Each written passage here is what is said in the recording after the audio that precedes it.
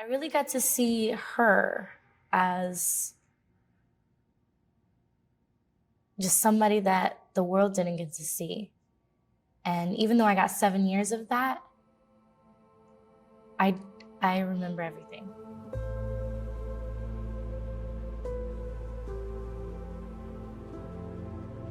I mean, people say, well, she's a little black girl from a poor area. She's not going to make it far. I mean, she'll never make it to the Olympics. To me, that gave me fuel to try even harder.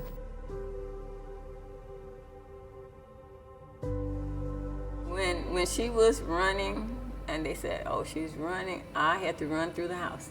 I could not sit and watch. I had to wait for the results because I was too nervous. I remember a lot of screaming and shouting at home when we watched Auntie Didi from Los Angeles. Go Didi, go Didi. Every aunt and uncle shared a bond that they were extremely excited, to see, their sister. I love what she did in the 100. Flo Jo in 3. Away. Griffith Joyner got a good start. I was driving down Wilshire Boulevard, and I had my little portable TV on the side. And when they said that Florence Griffith had just broke the 100 record, I was at Alvarado in Wilshire, and I stopped. I said, did they say Florence? Then I looked back to see the replay. That was my proudest moment when she bust that 100. That was tough there. That was beautiful.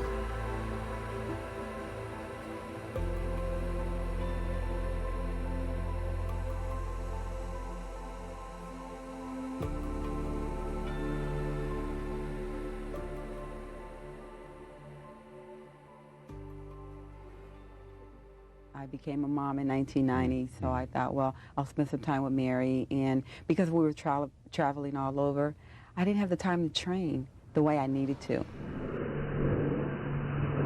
She traveled a lot overseas, and I would stay with my grandmother. So sometimes when she was over there for a while, I would receive postcards or just letters, just letting me know that she was thinking of me or where they were. Oh, we're in this country and I'm doing this, and she was very specific. Mary was Florence's pride and joy. She was, that was Florence's baby. They were inseparable. She did a lot with Mary. She had Mary going on all type of roads as far as enriching her. A lot of celebrities usually have their kids learn from other people or the nanny and stuff. She taught me everything. Anytime she was home from traveling, I was the main person she wanted to be with. Prior to her becoming Flo Jo, everywhere that she went, she bought baby clothes. She wanted to have a child, and she used to buy clothes. She ended up having a closet full of baby clothes for a little girl. And that was years before she ever was pregnant with Mary. She just wanted a baby girl. When Mary was born, I told her, I said, you can't have a C-section. You have to have this baby naturally. You cannot have a C-section. She said, I'm having a C-section. I don't care what you say. That's what the doctor said I could have. I said, okay, fine and dandy. You go ahead and have your C-section. So she had her C-section. Then Mary was born. Auntie Didi tried to give all of her nieces and nephews her undivided attention. When Mary was born, Auntie Didi's attention, love, care, all went to Mary.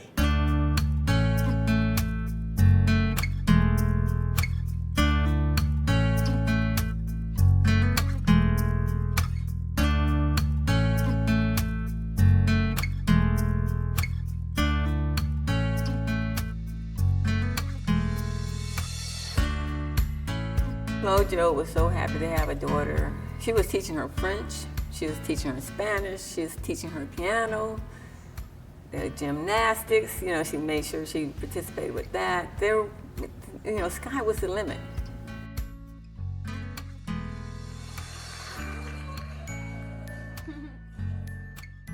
To me, she was mommy, so she wasn't anybody else to me. I only saw who she was and what she taught me. Education was the most important thing with her. She taught me to read, at the age of 2. She taught me 4 different languages by the age of 4. Dee Dee wanted to have hands-on and teach her child everything. Dee Dee had great plans for Mary. Everything revolved around Mary. I lived with them, and Mary was like the princess. I mean, I would clean up and Mary would come by and mess up all the shoes. You know, my aunt would be like, "Can you pick those shoes up again?" You know. Anything that I saw her do, like being in the kitchen, cooking, I would play on my little kitchenette, or if she was on the treadmill, I would be on my little bicycle. I loved watching that video, and I tried to remember that clip is because I always looked up to her as mommy. I didn't know I was looking up to her as Flo Jo.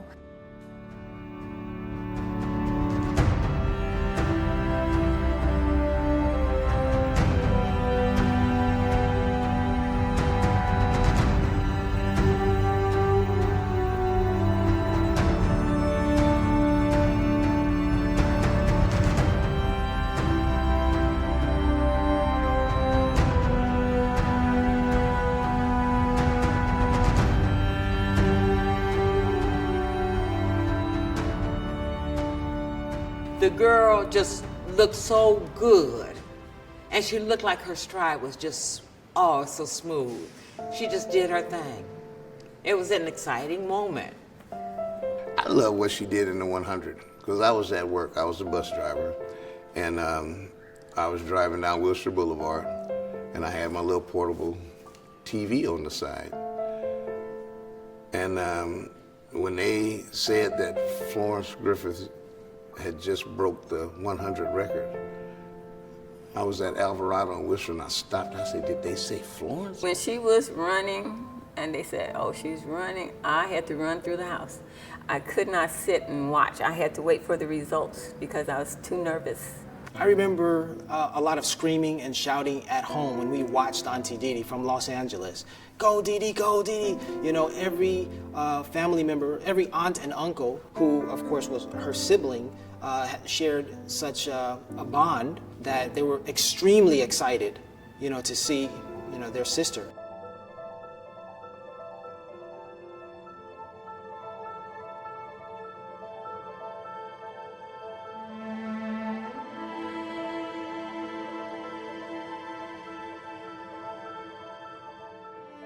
I remember watching videos of her win the Olympics, and she would always say, "Look at the time," and I'd be like, "What's that time, Mommy?" She's like, "That's Mommy's world record time. Anytime you look at that, that's me saying hi." And this was when she was still alive, and till this day, I will see 10:49, and that's her saying hi.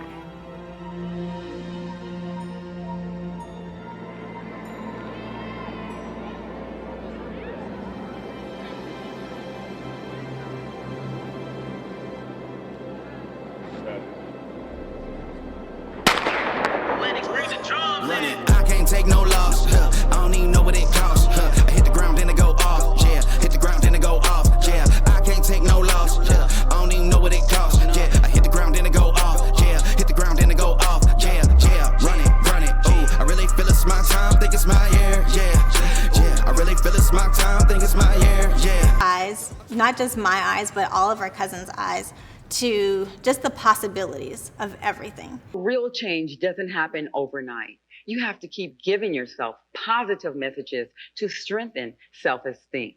And in turn, you'll be motivated to take actions required to reach your goals. She was who she was on and off the camera. She was so well-spoken, so graceful. Some people loved her and some people hated her, you know?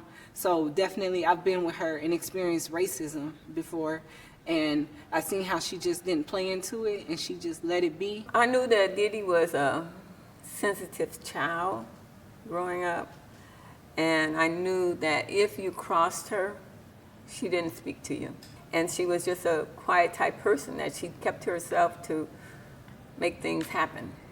You've got to love yourself and accept yourself before anyone else can. And when you do that, you're on the right road. When she enters a room, you would feel this aura of calmness and happiness. She brought everybody together. She told me a lot of things that I didn't understand until now. One thing she told me was about how no matter what people say, it doesn't matter. Like, you have to do what you want to do no matter what and keep trying until you succeed. We have a thing in our family, if try again, okay? And Dee Dee's motto was believe, achieve, succeed. She had that on every wall in the house, just about. Behind closed doors, she was the same wonderful person that I wanted to be like. And the only thing I did differently and showed interest in was the entertainment. One person I really loved to watch was Michael Jackson. And then at the time, until I was older, I didn't know she knew Michael. And that was one of my biggest inspirations for music, which is what I do now. Don't be shy.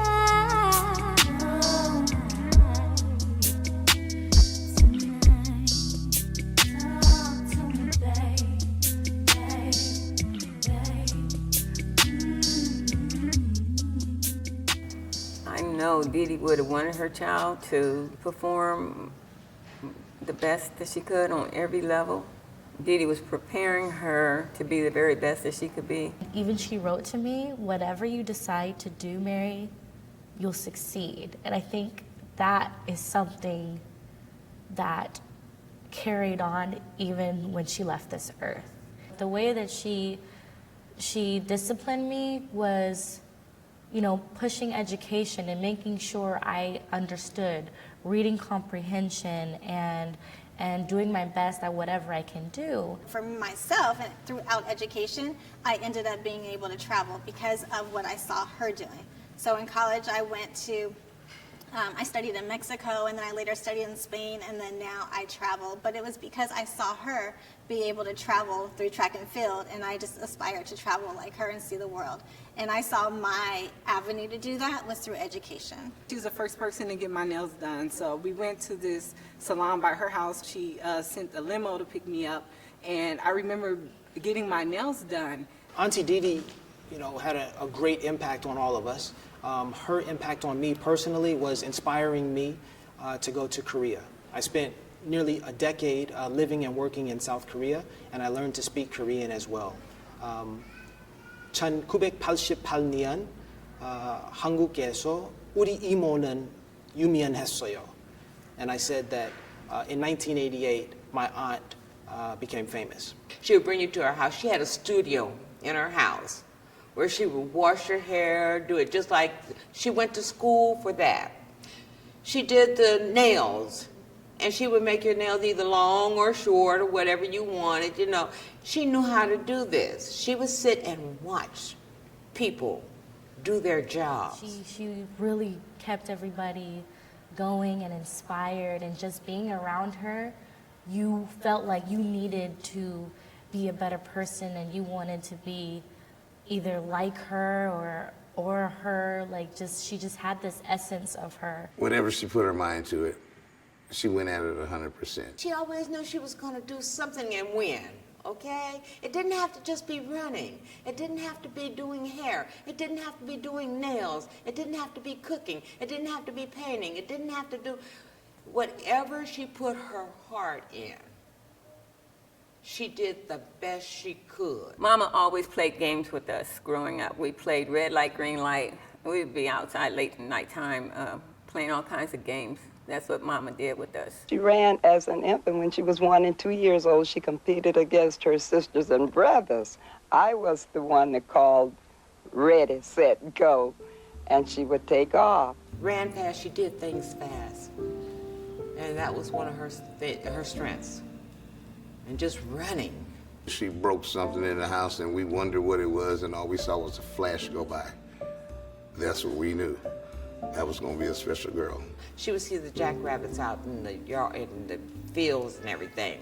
And she said, I'm going to catch a jackrabbit. And I said, Dee Dee, go ahead, try. My mom said, yeah, try. And she would take off running as she got a little older, to go and get a jackrabbit. And she couldn't catch it, but it was just the idea that to just see her run across the desert was like Okay, there she goes. She was a special child because of her eyes used to buck when we would go back home to Antelope Valley and we go under the Pasadena freeways, and everybody would turn their face to look at her because her eyes just bucked, just extremely big. We raced to go to the mailbox because our mailbox was a little ways away from us. So we started out from the back door and we would run, and she would always be at the mailbox, get the mail, and be back at home by the time you think that you got halfway there. And you say, Dee, no, let me have the mail, let me have the mail. And she said, no. She said, well, I said, well, Mama sent me for it. She said, I don't care, I got it, and I'm gone. And she, I would say that I ran with her after she became Flo Jo, and I couldn't touch her. She kept getting up every morning, going out running, doing what she needed to do in order to strengthen herself and make herself better so that way then she wouldn't have a problem when it came again. Even when she wasn't running and I was at home with her, she would run every day. She would get up in the morning and run on the treadmill. She didn't let nothing stumble her around or tell her that she can't do this. That was one rule Mom had too, that there was no such word as can't in the dictionary. So therefore, why are you gonna say it? Why are you going to, admit defeat before you try something? It was installed in us. If you're going to do something, and this came from the dad also, if you're going to do something, do it right the first time. You have just as much time the first time as you do the second time. Her ability to balance was spectacular. It was in a pageant that a couple of my girlfriends from high school helped her to prepare for it.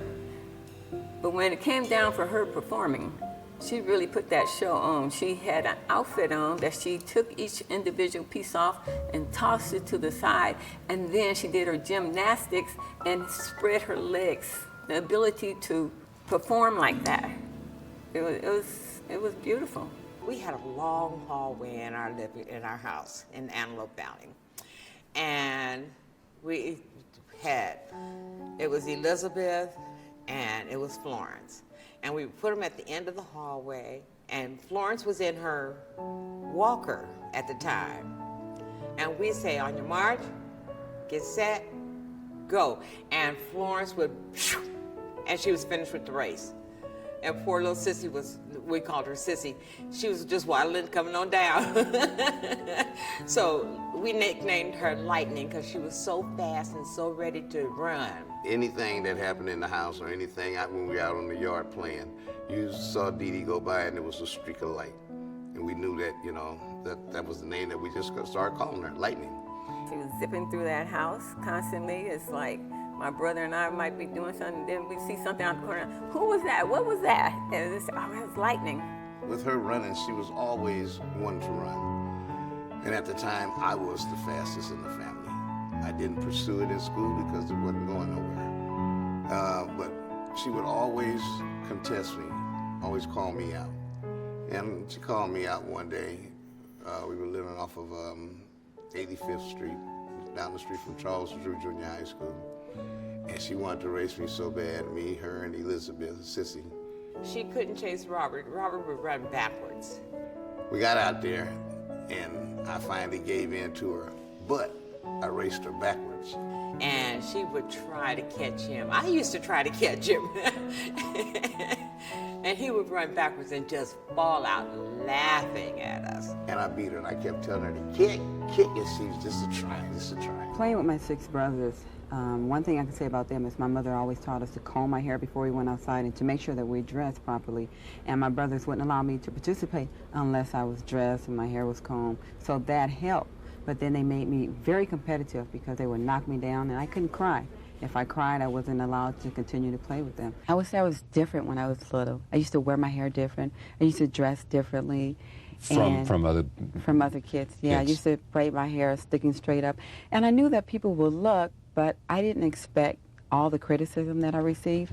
So when they laughed and teased me, I laughed right along with them because I figured, well, they're not really laughing at me because they don't really know me.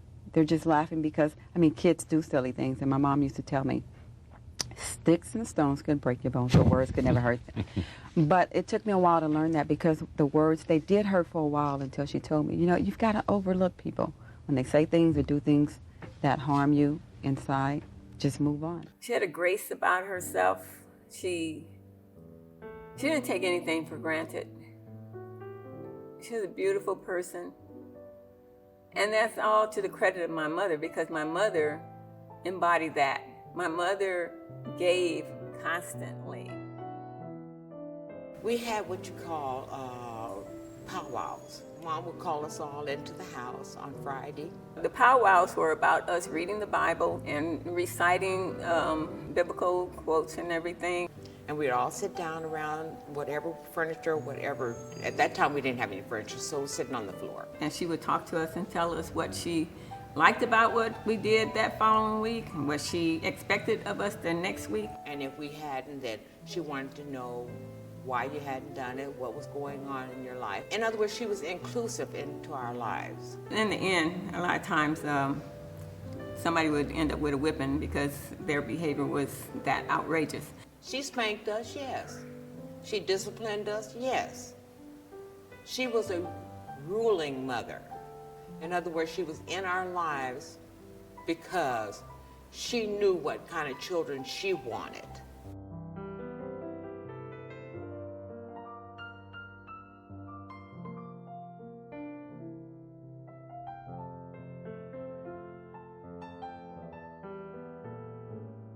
Everybody was encouraged to be individuals by my mother. This is the way Mama brought us up, you know, to love yourself, love one another, you know, love the next person out there. And that's the way she was. And she loved each and every one of us independently. And my mother had a lot of friends that if she couldn't go to church with us, those friends came and picked us up and we went to church. We were Seventh-day Adventists. She wanted to know and wanted to make sure that we were doing the right things at all times. I had asked Dee Dee at one time, I said, Dee Dee, are you going to have powwows when you have your children? She said, no, because I ended up with most of the whippings. She wasn't a preacher. She wasn't always telling us what we had to do. She was like the fun-loving, like super cool aunt. But in her actions, she was a strong role model. Because she was such a genuine person, and you know, she was still a parent. So I was taught manners, how to say please and thank you, may I, and you know, to put my seatbelt on. There's a lot of things that she taught me. I just know that whatever she wanted, she put it in the universe. And she always got from the universe what she put out and said she wanted. Her ability, when she set her mind to do something, she did it all the way. Like throughout my life, I saw her take many positions. Like she was a banker and a track and field athlete. She was a mother, a cosmetologist, a nail artist. She was a writer. She designed clothes for herself and for others. She was extremely creative, and she was also a writer of poetry and children's books. She designed the Indiana Pacers uniforms. She never said, slow down, let's wait a while, or let's take it easy over here, or let's do this. No, she kept going, she kept doing. There wasn't anything that she thought of that she couldn't do. She took Kalisha and I on training sessions because she was committed and she was determined to, you know, be the best. So there was no slacking when it came to her training regimen. All in the bathroom at my grandmother's house where she was living, she would put Post-it notes up of her goals. And she did that throughout until the '88 Olympics. And to this day, I goal set because I saw her determination and what she wanted to do, and she always put it out there. And she showed us that nothing was impossible. Anything you dreamed of, you could achieve it. She was way ahead of her time. Florence was the type of person that if you can do it, I can do it better. Or I'll try and do it as good as you or better. And that's the way she was. She just did it. She was one that was, I wouldn't call it looking to be excellent, but she was looking to be the best that she can. You know, just knowing that she was a huge inspiration, and till this day, people come up to me and they just, I loved your mom's nails, and I just remember her hair, her one-legged outfits, and they just get so excited. When I started Flo Jo Forever, I wanted to honor my mom in the way where I wanted to continue her legacy and almost remind people of who my mom was and what she embraced and what she started. as an adult, I look at her interviews and I see the same person. I never seen her switched up. I think that was the beautiful thing about her, because she grew up in Watts and she grew up in a project. You were poor but happy. Oh yeah. I had a very happy childhood, because you know what? I never knew how poor we were until I got older. And I look back and I thought, wow, we were lucky because we survived.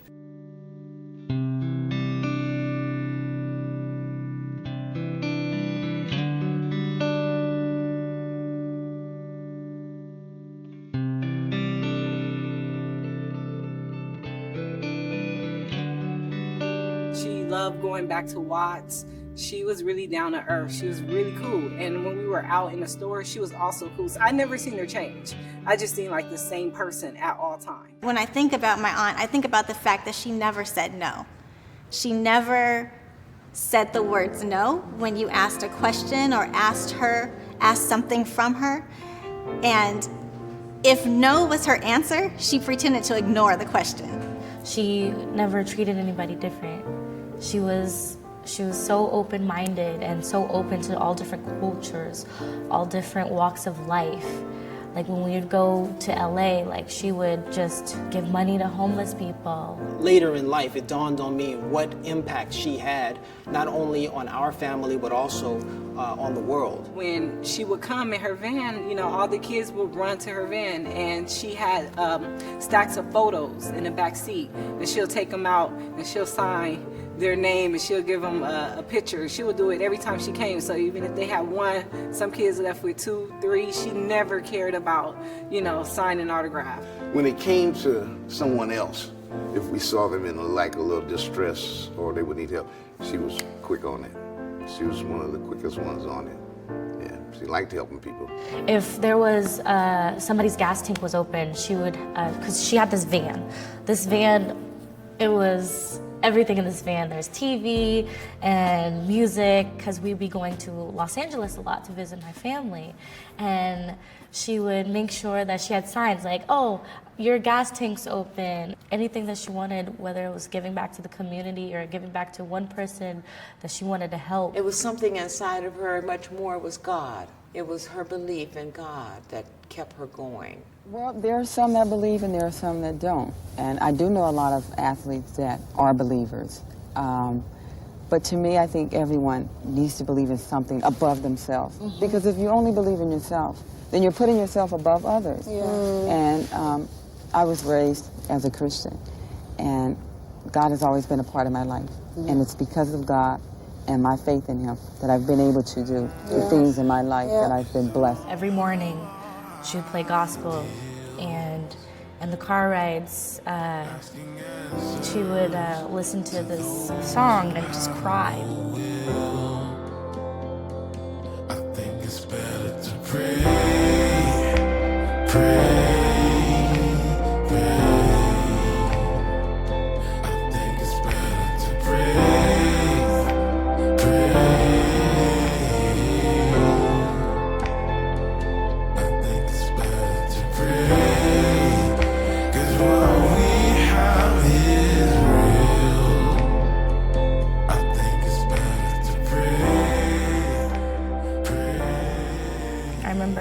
Before she passed away, we went to the movies and we went to Disneyland before it closed. And Disneyland was one of our favorite places.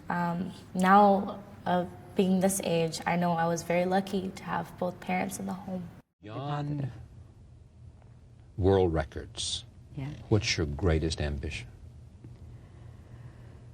I don't know, just to be the best person I can. I can be in anything that I try, that I attempt. I try to do the best job I can. Where would you like to be 4 years from now? Acting, painting, politics? Still doing it all. I don't ever think I will come to the point where I no longer want to write, I no longer want to act, I no longer want to paint. I want to continue to do it for the rest of my life, because those are the things that bring me joy in my life. Being a mom. Meet me in the sunrise.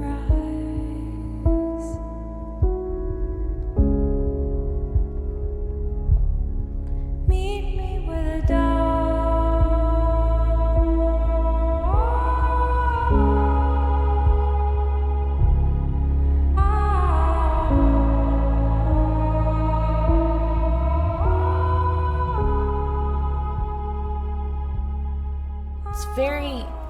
eerie how before that last weekend, she showed me 3 movies. We watched Titanic, we watched Bambi, and we watched Ghost. Bambi,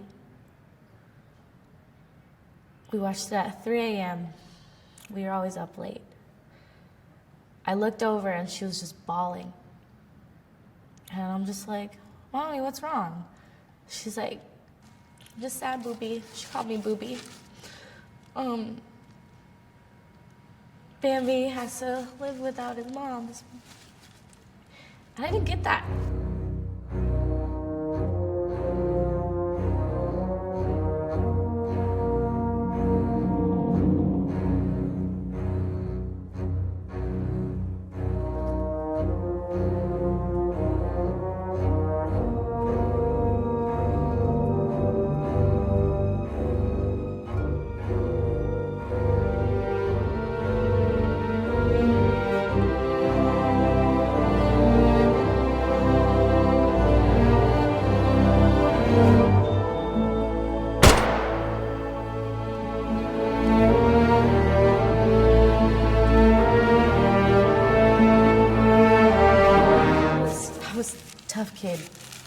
Tough kid. And after that, we went to Santa Barbara, and then we came home and we said our prayers. Now I lay me down to sleep. I pray the Lord my soul to keep. If I should die before I wake, pray the Lord my soul to take. And we went to sleep. I woke up, my mama did it.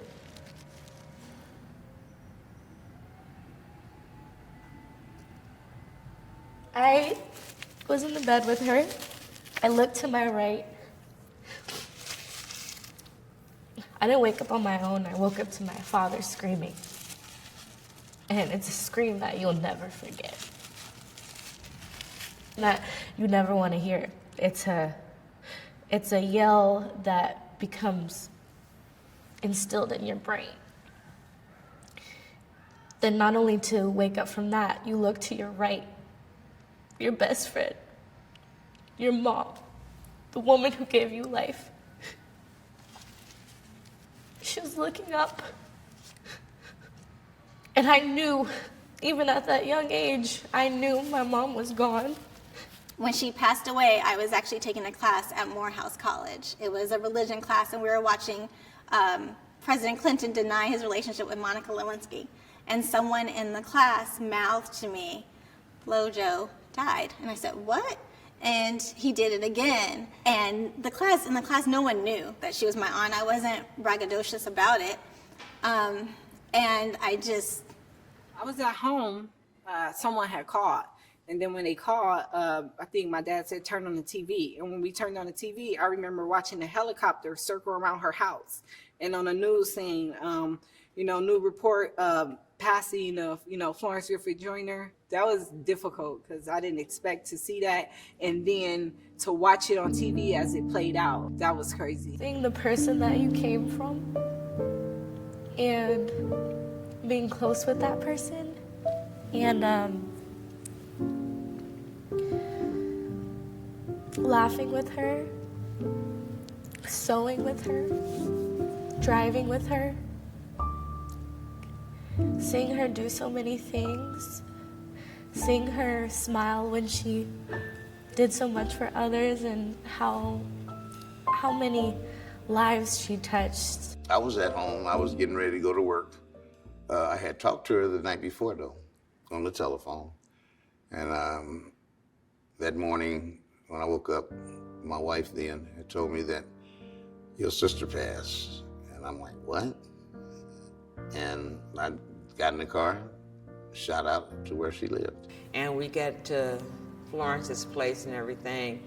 And when we got there, Al was just crying. And Mary was like, hey, I'm glad you guys are here. You know, she was like accepting in a sense, you know, but we knew it was going to be painful with her. Anyway, but she was more understanding to me.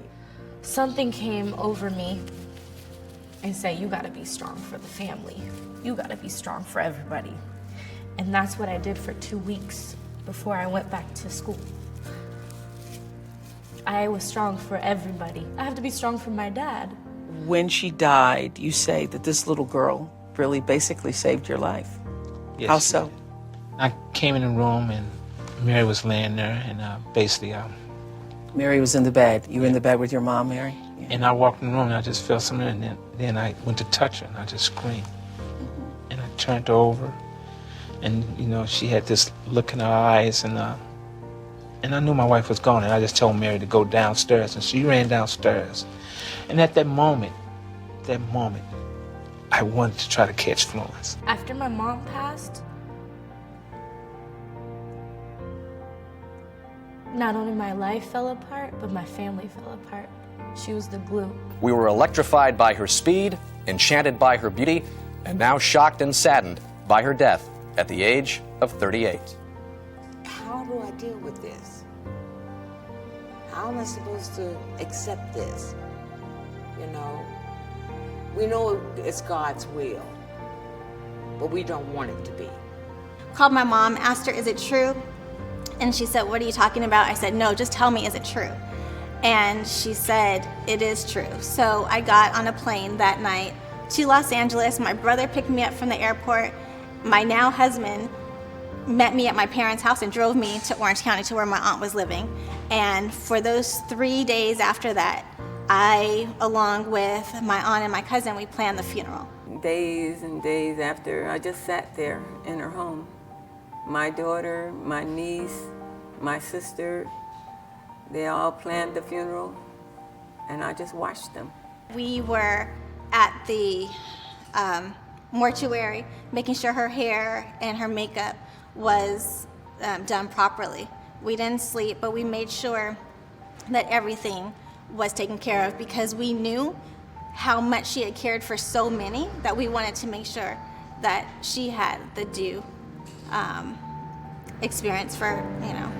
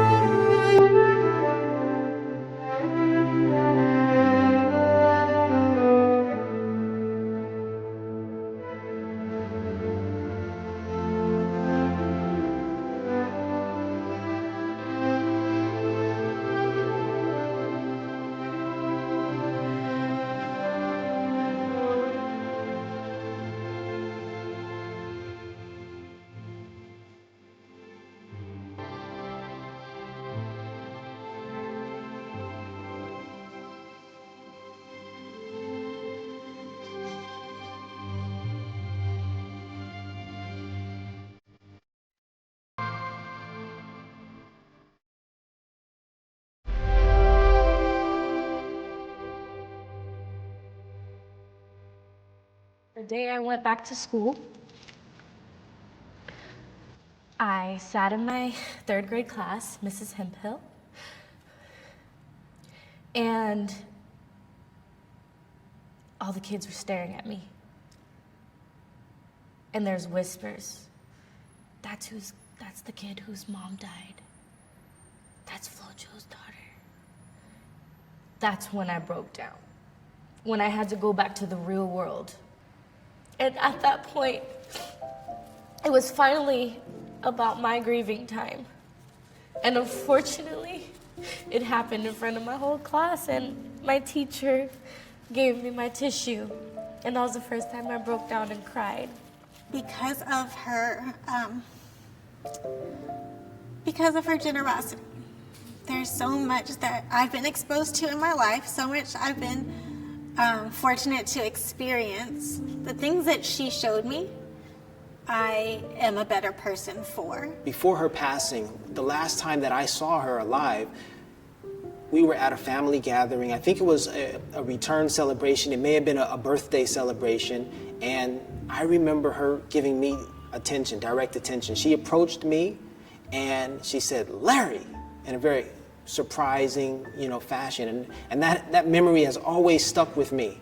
Because again, her attention had been divided among all of her nieces and nephews. But in that moment, I had Auntie Dee Dee's full attention. My sister would want the world to remember her as an Olympian, but she'd want them to remember also that she's a person, that she's not afraid to meet you, not afraid to, be adventurous. She would want people to know that you never give up. You keep on striding for what you want, as long as you're doing it the right way. But also remember that there's an Almighty that got you there. I just remember there to be a whole room full of people or a huge line, and she'd make sure she signed her full name, a message to that specific person, and made sure she got to everybody. She just cared about everybody. There's some things in this world that I didn't understand yet. And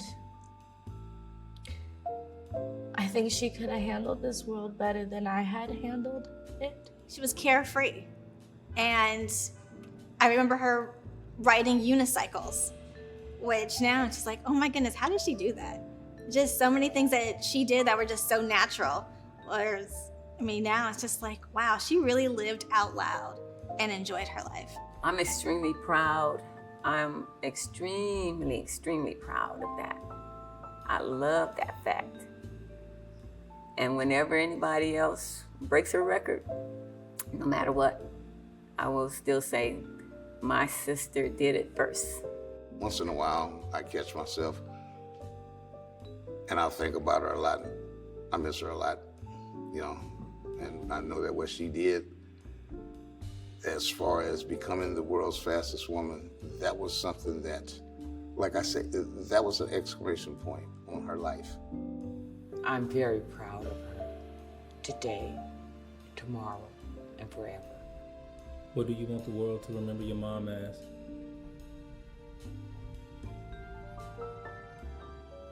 An angel on earth. Yeah. Record means something, huh? Yeah. Records are set to be broken because I meet kids all over and they tell me, well, Flo Jo, I want to be just like you. And I tell them, strive to be better than I am. Set your own standards. My records are set to be broken. To be broken.